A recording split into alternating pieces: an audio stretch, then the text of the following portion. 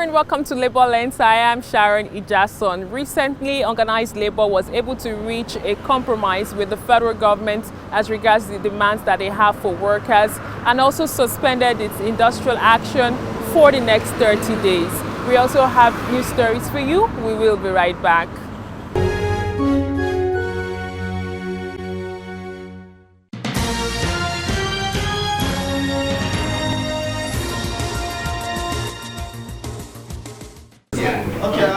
A last-ditch attempt to avert a nationwide strike finally yields results after a 6-hour-long meeting between the federal government and labor unions in the country. But the federal government was only given a 30-day respite to commence the implementation of more than a dozen agreements reached with organized labor or prepare for another industrial action. Among other resolutions reached at the meeting between Labour and the government is an agreement to pay 35,000 naira provisional wage increment for federal workers till a new minimum wage is agreed. For Nigerians, as they await the outcome of the negotiation between the federal government and the Nigerian Labour Congress and the Trade Union Congress, we've had very painstaking and meticulous deliberations. But what is important here is Nigeria. And all of us are committed to ensuring that this country remains united, peaceful, and prosperous. And that is the spirit behind every inch of this negotiation. We're grateful to say that at this point, we finally have an agreement to be jointly signed by the Trade Union Congress, the Nigerian Labour Congress, and the federal government. The details contained in the agreement will be presented by the Honorable Minister of Labour and Employment. For the labor unions, they seem to still be holding the federal government by the jugular, as they refused to completely vacate the threat of an industrial action. They know time is of the essence as the 30-day countdown begins. 30 days, if these issues are not implemented, we'll revisit all the issues. Because at the state level, we have organs in those places that use this as a benchmark to go towards the implementation. The sense of suspending a strike. When you suspend a strike, we'll return back to work. Well, there might be some pockets of hitches, which has to do with information flow and probably logistics. Those ones are manageable, but this information through our organs will go down because everybody is expecting our position as at now, because we went to our organs to take mandate, to take decision here. And then these decisions have been taken. It is something that affects everybody. In some private sector companies, they are taking some measures. I can remember one or two banks that have actually implemented about 100% wage review. So it's not something that, we are saying whether it will affect them or not. It will. And then it's a measure that is aimed at cushioning the effect of this harsh policy. Harsh policy in the sense that it was not anticipated, and it appeared that the fabric, of the source of existence of Nigerians. So that is a stark reality that is facing all of us. So we have to face it. Contained in the signed communique, which I believe you will have a copy any moment from now, and as attested to as well by the president of NLC, we have a signed agreement, and we have signed this agreement with the belief that government will act in utmost good faith. We signed this agreement with the belief that every single item in this agreement are implementable. Every single item in this agreement, we are extremely serious about them, and we wish to also reiterate that we are expecting 100% implementation and not a 99%. in any way. So we believe that when this is implemented, and also when it's cascaded down, because there's a portion in the agreement that talks about what will be done, or rather the encouragement that should be given to people working in the private sector, and also to people that are working in the state as well as local government. So we believe that when this is cascaded down, it will alleviate the pains that Nigerians are facing at the moment. This dispute between the federal government and labor unions, caused by the removal of fuel subsidy, has lingered since the start of President Bola Tinubu's administration. But with the fresh ultimatum from the labor unions, pressure will continue to pile on government, as Nigerians also hope to directly feel the impact of agreements reached and signed.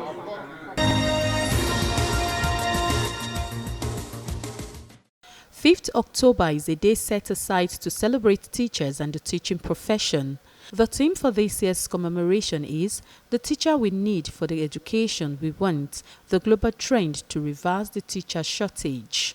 It draws attention to the shortage of teachers in Nigerian schools. According to UNESCO, the world needs over 69 million teachers to meet the target of Sustainable Development Goal 4 by 2030. Teachers Registration Council of Nigeria further reveals that Nigeria would need up to 300,000 additional teachers or more to address the huge number of out-of-school children crisis it's currently grappling with. As Nigeria joins the world to commemorate this day, the Teachers Union wants the federal government to look into the plight of teachers and prefer a lasting solution. Teachers who are at the heart of education must be well-trained, professionally qualified, adequately recruited, empowered, motivated, and supported to be able to meet. Ongoing international deliberation recommend changes that anchor on commitment, connection, communication, and creativity in prevailing traditional education methodology. Vice President Kashim Shettima is here at the occasion representing the Nigerian president. He pledges the commitment of this administration to partnering with Nigerian teachers to ensure the nation's development. We are not just going to focus solely on technological advancements. The human aspect of education is just as critical as the infrastructure. Our teachers deserve to be treated with the respect and dignity they deserve. It is my promise that we will work tirelessly to build a society where the teachers' reward begins to manifest here on earth. And as a government, will work towards addressing any bottlenecks in the implementation of these schemes, which is intended to improve the life of a teacher. To facilitate, in addition, is granting professionally trained teachers licenses to practice internationally.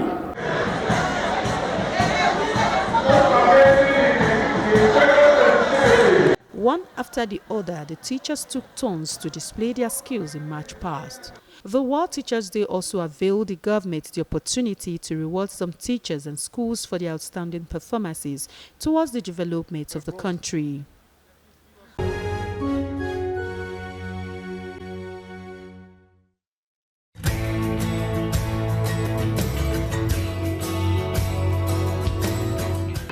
On the Profiling TV segment this week, I'll be speaking with the Minister of Labour and Employment. He brings us up to speed on how the Federal Ministry of Labour and the federal government was able to reach a compromise with organized labour. He also reaffirms that the timeline given to organized labour will be respected. Congratulations, sir, on your appointment as the Minister for Labour and Employment. Thank you. I know it's not been really easy because there's been a lot of meetings and meetings. Yes. But can you bring us up to speed on what the negotiation has been like relating with governments and also relating government information to workers and Nigerians in general? Well, first of all, let me say that dealing with labor is not a new thing to me. As a governor in my state, I was the labor were my friends, and just at the tail end of my administration, I was given an award, national award by the NLC for addressing one of the governors that was addressing the welfare needs of the workers in my state. And so with that in mind, I was really focused with attention on always concentrating on the welfare of workers. I don't know if that was what informed Mr. President to send me to the Ministry for Labor and Employment, because he said it. He said, I want you to do something for me, and there I won't tell you. So immediately I came in, and before then, I saw the withdrawal of subsidy. I said, that is what Mr. President wants me to do. That is a very great task ahead of me. So the withdrawal of subsidy is something everybody knew in Nigeria that many presidents had planned to do and were very, very scared of taking that decision. Well, Mr. President Bola Ahmed Tinubu took a decision anyway. And so it was for us who are going to work with him to know how to address it. So that was the first baptism, and Labour call it baptism. So that is your first baptism. Welcome to the fold. Welcome to that. The struggle continues. Yes. It doesn't have to be a permanent decision. So immediately we now went in. Now before I knew the magnitude of my responsibilities, and so what I did was, first of all, not to allow them to engage me. I started engaging them before even the reaction. When I engaged them, yes, it was not easy in the first, informally. So when we were invited formally, you know, there was resistance, a little bit of resistance, and then later on, one arm of them came, TUC, and then the NLC went on strike. Eventually, all of them went on strike, but then it was 2-day strike. So within that 2-day strike, we were able to do something, walk outside, and we all agreed that, yes, this time around, they were going to come. It was all about trust. First, there was already this issue of trust deficit between the organized labor and the federal government. And I told them, I said, yes, you could say federal government. Federal government is headed by an individual, it's a person. Now, when you trust that person, you must also trust the federal government. I have a trust on the President Bola Ahmed Tinubu, and I want you to also to have this trust, because he's going to give us the backing. So immediately the engagement started.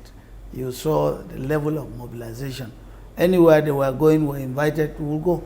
If I say, okay, let's go to the villa, they will go. If I say, let's go to my office, they were all available. And so in the office, we mobilized all. We brought out all the best, all those that were going to be responsible in the implementation first, for them to know, so that in the course of our engagements, if you have any question to ask, the person will be available. You can see that from the first beginning, almost everybody was there. The industries was there, finance was there, the chief of staff himself was there. I said, chief of staff, you must also be there. Yeah, I saw the because representation. we don't need to be running to Mr. President. Yeah. Since you are here, if there's anything, we'll send you to run to Mr. President. That was how he was also running up and down to see Mr. President and back. In implementation, some of them will also have to do with security. The NSA we invited, and the NSA was also available. He was also seated in that place. And then so were the Minister, Finance, Humanitarian Affairs. I mentioned industries, and other ministries that were going to be responsible in the implementation. Communications was also there, information and communication. So that was really a very, very tight engagement, and which took us for almost 3 days. Still talking about the sudden removal of PMS, what are the things or plans that government has in place in the long term to ensure that Nigerians, workers adjust accordingly? Well, first of all, you should also know that I was the Director General of the campaigns for Aswad Bola Ahmed Tinubu and Vice President Kashim. Now, these things were all in our documentations, but one thing was that everybody was not sure of when he will remove the subsidy. But for the president, he was ready to remove subsidy. He said, I will remove subsidy. So many of us were shocked when he removed it the very first day of his broadcast. We are not expecting it that early. We were thinking that at the end of the day, we will sit down after forming the cabinet. You will now strategize on what to do to remove. When you remove, then you will see how to address it. But like all Nigerians will see, or the world will see, the very first day, I think it was also his anxiety. And so many of us were wondering, if you remove the subsidy, when and how are we now going to address the issue of subsidy? Now complaints were coming from every angle. Hardship, of course, yes, we knew that was going to be hardship. We also knew that from his broadcast, he said there will be pains. I'm also going to be in pains, but let us bear the pains. And after the labor, now he likened it to a woman in labor, that yes, the pains will be there, but the day the labor, she gives birth to the child, and the child is crying, she will be smiling, even smiling that the labor is over. That is what we're doing now. Yes, he has taken it, he can't go back again. Now our responsibility is to address the pains. And Nigerians, we are very aware, and at that stage, we see that trust in a leader. Because from the very moment that we are going to do engagement, the first word he said is that do everything you can to avert this strike. Let us continue and let us make the labor happy. Is that why you moved from 20 to 25 to Exactly. 35? So he said, and how practicable do we have the money to pay? No. You see, so there's something in ability. In ability, when you already have the ability, you definitely, if you have the ability, you will also have the will to do it. I can tell you that there was something I did in my state, which I always tell people when I came in, with a lot of arrears of salaries, a lot of arrears of this and that, no work, no pay. I've not been a civil servant. But immediately I went there, I saw their plight, and what I said is that if I get into that office, I will address these issues. All of them I will pay. And a civil servant walked up to me and said, they don't do that. He said, you are promising what you have not seen. If you get in and you see you cannot do, what will you tell them? I said, something is telling me that God will provide. The will is there. I will work towards realizing it. That's what I saw in Mr. President. He said, I have withdrawn. Now let me face the pace of addressing the issue. So all of us keyed into it. All the cabinet now keyed into it. Everybody was running up and down to be able to follow Mr. President and also get what he wants done. The issues about subsidy, how to address the hardship that is going to accompany the withdrawal of the subsidy. First, it was the palliatives. Now the palliatives, how do we address the salaries? Of course, yes, you cannot talk about adequate salary. This was not adequate salary or adequate palliatives that will suit the purpose. But then something reasonable that the worker will understand that you are also sympathizing with his plight. First, we proposed 25,000. When we got 25,000 and placed it on the table, we saw that the argument, even the discussion was not going to start. Wasn't moving. Was not going to move. So all of us were worried. We thought it was something that was going to start, and the way and manner it started was really of serious worry to us. And immediately we got on to Mr. President. We said, this 25 will not work. Although you made a broadcast because on our advice that we gave him to make the broadcast. He said, whatever it is, please increase it. Let what they want. So we started the bargain at that level. That was number one. And then we got it to 35. Now when we got it to 35, there were 4 or 3 items that they said were the reasons for the strike. But you know, as usual, labor. What was given to the Ministry for Labor were about 4 items. But when we got in and they realized in the serious negotiation, more than 12 or 15 items were now brought up, ranging from the past government up to this time. So all other agreements that were there were brought down. And that is how I know they do negotiation. But Government first, is continuous. yes. So, of course, We were also ready, we were also expecting those kind of things. And then we started from 4 items to about 15 items. Then we started drawing from those 15 items down to even the level where we got ourselves, to. Because we were all planning towards arriving at a decision that will avert the strike. And not only averting the strike, implementable items.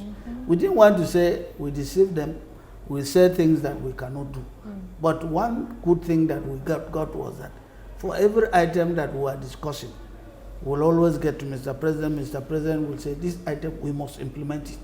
And so when you get that kind of trust and assurance from a leader, then you have a backing to sit down and negotiate. So you are trying to assure us now that the 30 days timeline by the Nigerian Labour Congress and TUC is workable for government to meet up with their own bargain of the agreement? Well, by the grace of God, because what we tried to do too was to get what we have from the Ministry of Finance. That's why the Minister of Finance was always available to tell us. We spoke about the issue of the buses, the CNG buses, and the conversion, and then all the items that were the tools. We asked him, I asked him, first, let me be sure that that the money is there. He said the money is available. I said, the money is available. I said, yes, then we make the commitment. If the money is available, he told them the money is available. They said, no, that's what they do. By the time you make agreement, they come and say the money is not there. He said the money is there. Who are thinking of about 500? Yes. But what is raised right now, 100 billion is available. And so, you see, we are also negotiating on the basis of trust. There was this trust. The money is there. So if you put out 100 billion, how many of those buses? All of them were calculated. And they said, take that one off. The 35,000, the 25,000 was rejected. They wanted 40 or 50. We negotiated and we got to 35. We accepted. For 6 months? No, I'm talking about the 35,000. Well, it's not really about the duration this time, because the issue of duration was argued. But what we're saying is that this will now be the temporary measure before the implementation of the salary, the new salary increase. That is the wage. The new national minimum wage. So within the time of the setting of the committee, which is one of the part of the agreement, is to set up the committee on the new salary increase. So which will now start immediately. I'm sure right now we're working on it to give Mr. President to make the announcement, so that Mr. President will announce the committee to start sitting. So it is already a legislation. It's already law that from now to April, there will be new salary. So if you calculate the period from now to April, it means that anything you are doing are temporary measures. By the time you get there is implementation. So we don't want the implementation to again to be prolonged. That's why we're saying we're working with the 6 months. So that as we start the committee will start sitting. We're expecting that before the expiration of that period, they would have reached an agreement. And then implementation will start exactly within that period. So if we calculate, that's why we're always saying 6 months, 6 months. For them, they rejected. Yes, they said, yes, it cannot be 6 months. Let it be that whatever temporary measures we are doing here will continue when we prolong, when the salary increase is not being done within time. That 35,000 will continue. That 35,000 will continue. But for us, we are thinking that, yes, let us work quickly. We are going to work quickly so that when we get it done, there will be no need for 35. All we will be talking about is the salary increment, and which will involve that 35 plus other things that are going to be negotiated. So we give and take so many of them, and you know, my role was double. First, I was leading the government side, but I was also sitting as a conciliator. That is what the role that is given to Minister of Labour. You sit as a conciliator. As a conciliator, at a point you must shift from federal government to Labour. Where you see they are making a justifiable agreement, you move to them. So I was moving from them. Sometimes I move to Labour, and I come back. Labour will harass me, will come back to me again and said, "You are abandoning us. You are the one that is the problem. You will be the problem." And then I shift back to. Sometimes I also move from federal government side to Labour to support them. And my colleagues will look at it and say, "Look at you. You are supposed to lead us, but you are already giving out to Labour."